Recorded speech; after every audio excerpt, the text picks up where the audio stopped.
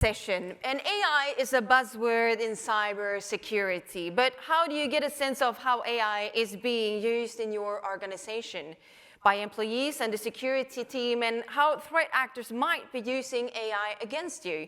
To enlighten us in this field, we're joined by the Director of Analysis at Darktrace, and she works closely with strategic clients to investigate and respond to sophisticated and emerging cyber threats. She also works closely with Darktrace SOC team to proactively alert clients. I took this one over here.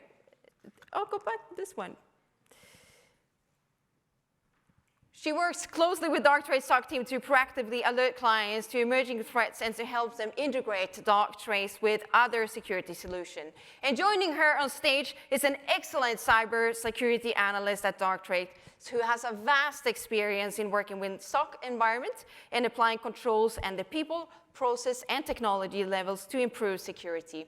Please join me in welcoming on the stage Beverly McCann and Nicole Wong.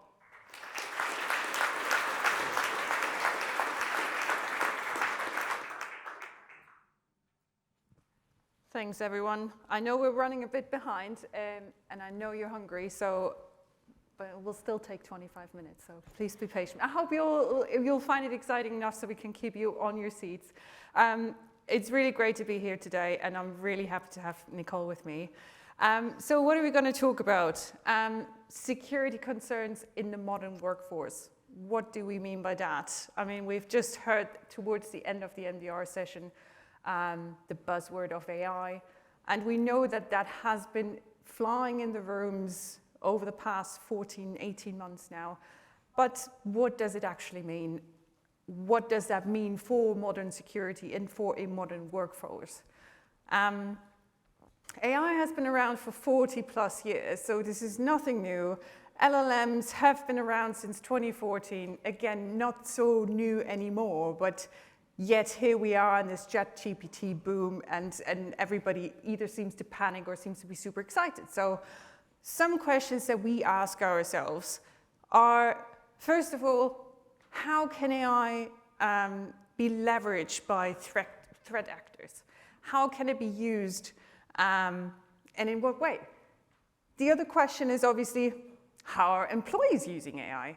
What are our teams used to gain like some efficiencies in their workload, or also especially security teams? And how can your security team use it? To give you some interesting stats that we've seen within our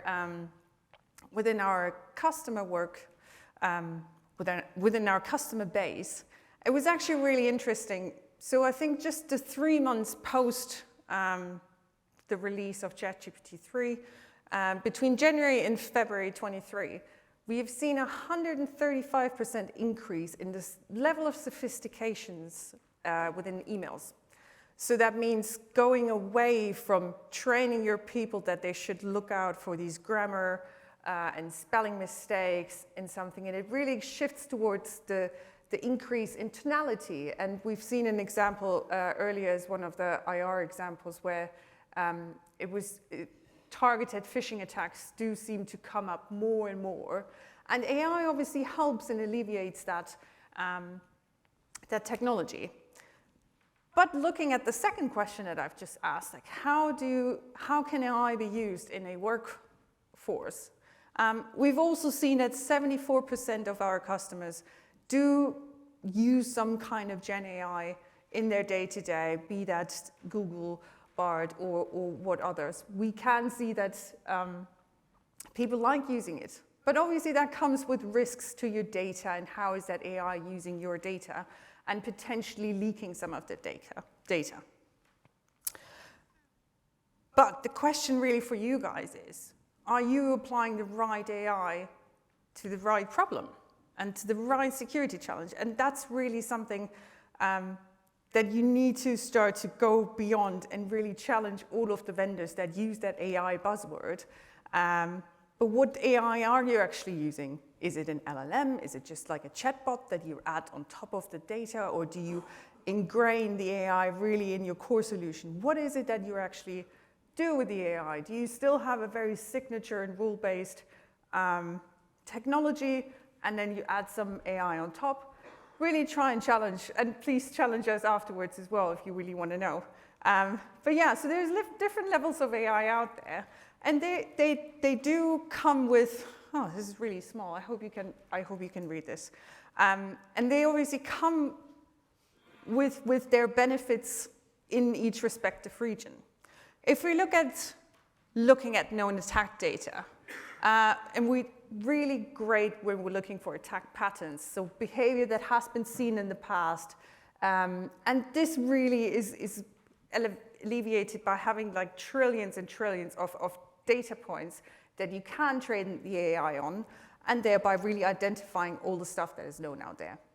And those are the likes of like Microsoft, etc.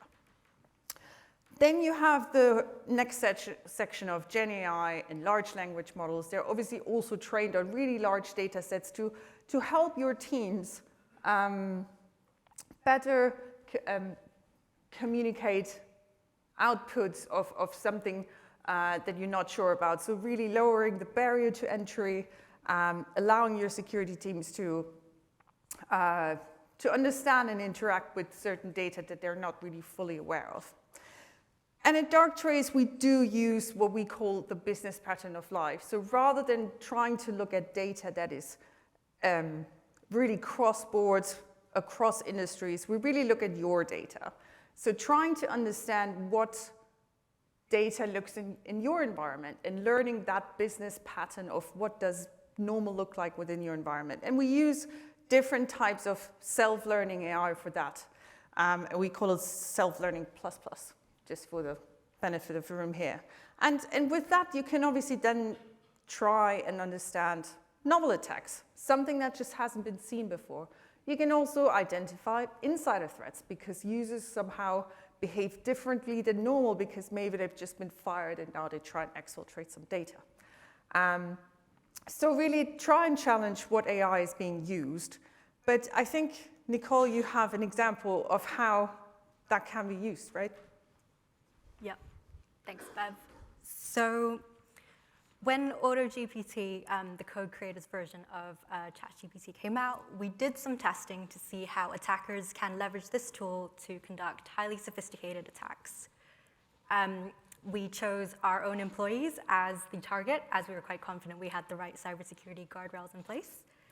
So we use AutoGPT to first instruct it to look for employees on our website. Being a security company, we don't publish employee information on our website, so we then had to prompt it to look on LinkedIn. Now, because of LinkedIn's terms and conditions that actually require you to have an account to be able to do that search, being ethical companies as well, we had to bypass that by looking at Google's advanced search to kind of look for employees. But imagine a real threat actor who kind of doesn't care about the ethics, how easy it would be for them to use this tool to just search for employees.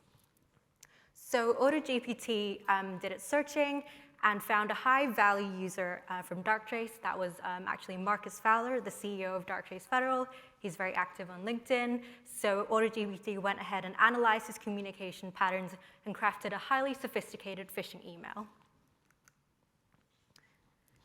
So we actually took this a step further to make this more convincing and looked for domains out there that look similar to darktrace.com that could be spoofed and registered and used by an attacker to craft a more sophisticated attack.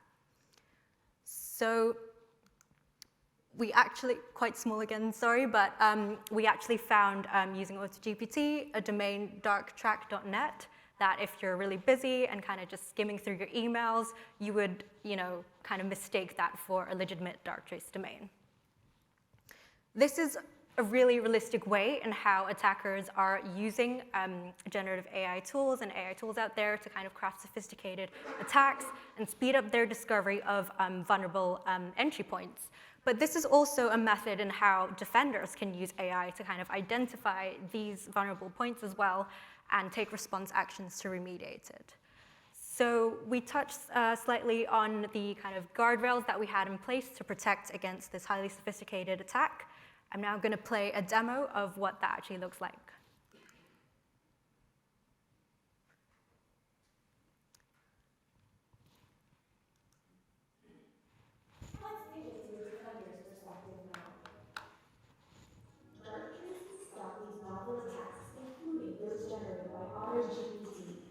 We didn't have to update any of Darktrace's capabilities to stop these new AutoGPT attacks.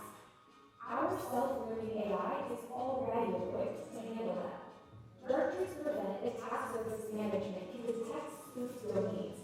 If an attacker sets up a brand impersonation attack, Darktrace will identify the spoofed domain and prevent the first email from ever being sent from it.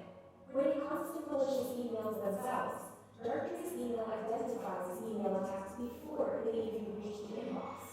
For example, let's look at suspicious emails sent to Marcus Fowler, CEO of Darktrace Federal. Our self-learning AI analyzes the sender, the recipients, the tone and sentiment, and hundreds of other factors to determine that something doesn't look right. Then it neutralizes the attack even on the first encounter. This was just one example, targeting one individual, but imagine attackers carrying out this type of attack at scale with the use of AI.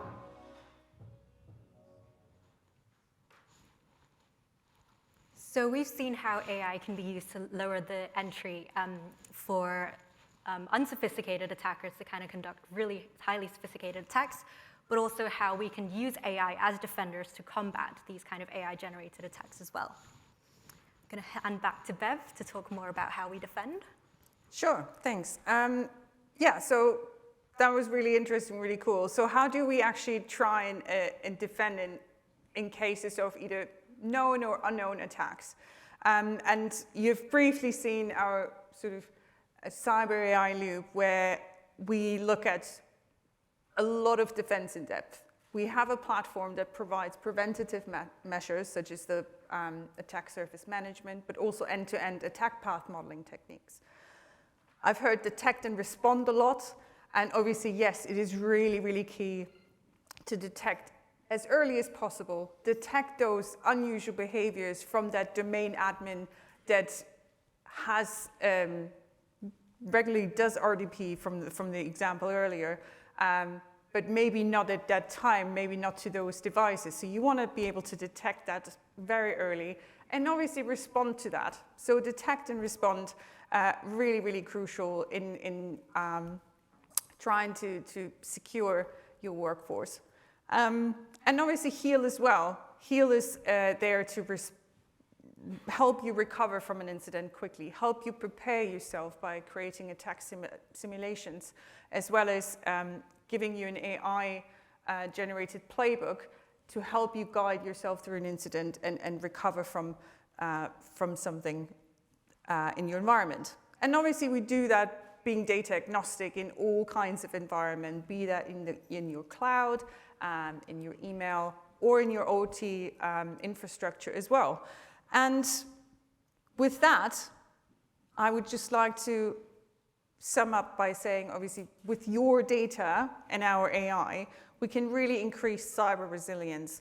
We can help you protect yourself from unknown attacks. We can harden defenses. We can collaborate.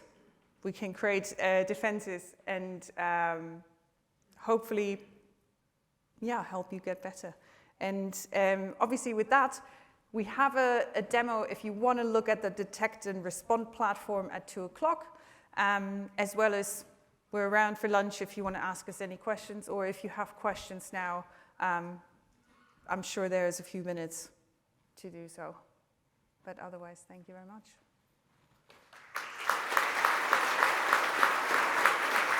Thank you so much. And I will go for a lunch break, but I will invite the audience to get hold of you at your stand. Thank you very much for that. A big round of applause for Beverly and Nicole.